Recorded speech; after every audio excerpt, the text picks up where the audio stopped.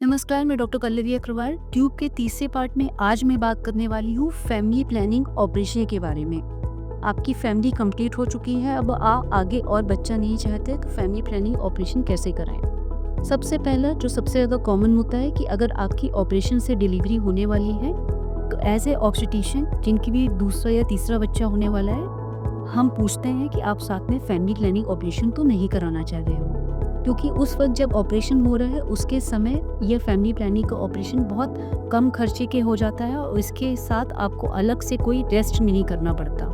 तो ये अपने आप में बहुत अच्छा तरीका माना जाता है। आज के से अगर मैं 10 साल पहले की बात करूं तो दूसरे बच्चे में ये ऑपरेशन कई बार रिफ्यूज़ कर दिया जाता था, क्योंकि उस समय यह माना जाता था कि जब तक छोटा बच्चा आपका 5 साल तक कंप्लीट ना हो जाए, वैक्सीनेशन कंप्लीट ना हो जाए, तब तक फैमिली प्लानिंग का ऑपरेशन बेहतर है कि ना करें।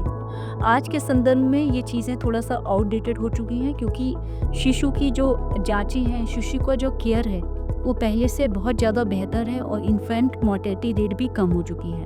तो आजकल यूजुअली सेकेंड या थर्ड सीजन में आपसे ऑब्स्टेट्रिशियन पूछते हैं कि आप फैमिली प्लानिंग का ऑपरेशन कराना चाह रहे हैं कि नहीं। सेकेंड होता है कि अगर आपकी नॉर्मल डिलीवरी हुई है और नॉर्मल डिलीवरी के बाद आपने डिसाइड किया कि अब हम हॉस्पिटल से फैमिली प्लानिंग का ऑपरेशन करा के ही जाएंगे, तो इसको हम बोलते हैं प्यूपरल ट्यूबल लाइगेशन।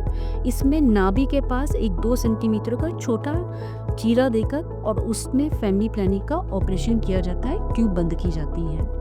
ये पहले के ज़माने में बहुत ज़्यादा चलन पे था, अभी थोड़ा सा लोग कम प्रेफर करते हैं। जब भी ये ऑपरेशन होता है तो डिलीवरी के 24 घंटे के बाद ही होता है अगर सब कुछ ठीक है, और डिलीवरी के ऑपरेशन के 24 घंटे बाद पेशेंट का डिस्चार्ज दिया जाता है और 2 से 3 दिन बाद बुला के अगर टाँके कटने वाले लगे हैं तो वो काट दिए जाते हैं। थर्ड होता है इंटरवल टीटी, कि आप ना प्रेगनेंसी से रिलेटेड नहीं है, आप नॉन प्रेग्नेंट स्टेटस में हो, लेकिन अब आप फैमिली प्लानिंग का ऑपरेशन कराना चाहेंगे। तो इसमें 2 तरीके होते हैं। पहला कि ओपन, कि इंसिजन दे के हम फैमिली प्लानिंग का ऑपरेशन करें। ये अपने आप में आज के समय में बेहतर विकल्प नहीं माना जाता। जो आजकल होता है इंटरवल ट्यूबल लाइगेशन, वह है लेप्रोस्कोपी, यानी दूरबीन के माध्यम से। इसमें 5 सेंटीमीटर के आसपास एक बहुत छोटा सा कट अम्बलाइकस के आसपास देकर और दूरबीन द्वारा ट्यूब में फेलोप रिंग डाली जाती है, जिससे ट्यूब बंद हो जाती है। और अगर फेलोप रिंग नहीं डाल रहे हैं तो इलेक्ट्रोकोगुलेशन करके ट्यूब को ब्लॉक कर दिया जाता है।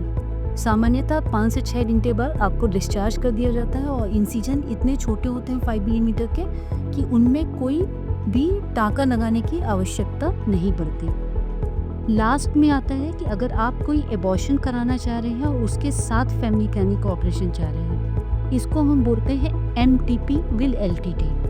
ये ऐसे केसेस में होता है जिसमें इलेक्टिव आप एबॉर्शन कराने जा रहे हैं, जैसे कि आपकी 6 वीक्स की प्रेगनेंसी है और आपने कोई दवा गोली नहीं दी, आप डायरेक्टली DNC के साथ फैमिली प्लानिंग का ऑपरेशन कराना चाहते हैं। ऐसे केसेस में नहीं कर सकते जिनमें ऑलरेडी आपने ब्लीडिंग चल रही है या फिर चौथे 5वें महीने की प्रेगनेंसी है और एबॉर्शन में 1 या 2 दिन का समय लग गया। सामान्यतः इसमें पहले DNC की जाती है। DNC करने के बाद लेप्रोस्कोपी द्वारा दूरबीन का ऑपरेशन करके फैमिली प्लानिंग का ऑपरेशन किया जाता है। आप अगर फैमिली प्लानिंग का ऑपरेशन सोच रहे हैं तो बिल्कुल मत घबराएं, ये पूरी तरह से सुरक्षित है और इसकी पूरी रिपोर्टिंग गवर्नमेंट ऑफ इंडिया को जाती है।